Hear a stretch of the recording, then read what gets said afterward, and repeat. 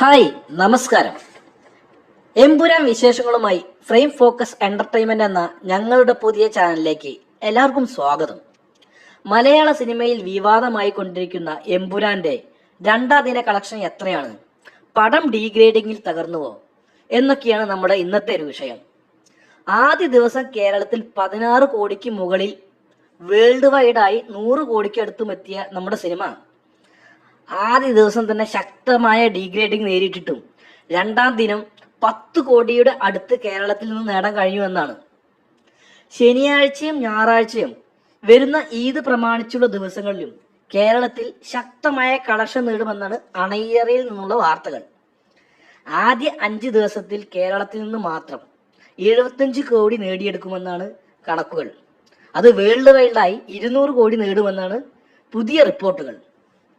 തുടർന്നുള്ള ദിവസങ്ങൾ സിനിമയുടെ കളക്ഷൻ എങ്ങനെ വരുമെന്ന് അറിയില്ല.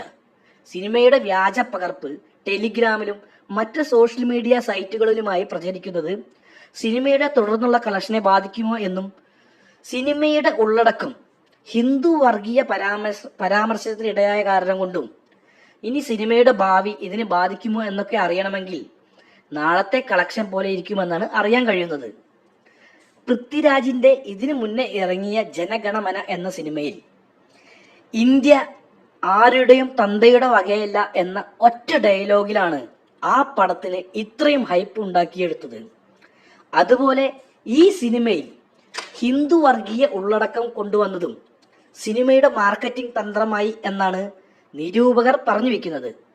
എന്തായാലും സിനിമയായി കാണണമെന്നും മലയാള സിനിമയുടെ സുവർണകാലം എമ്പുരാനിലൂടെ ആകട്ടെ എന്ന് പറഞ്ഞുകൊണ്ട് നിർത്തുന്നു.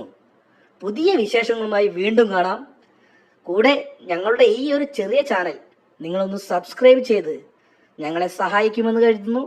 By bye, see U.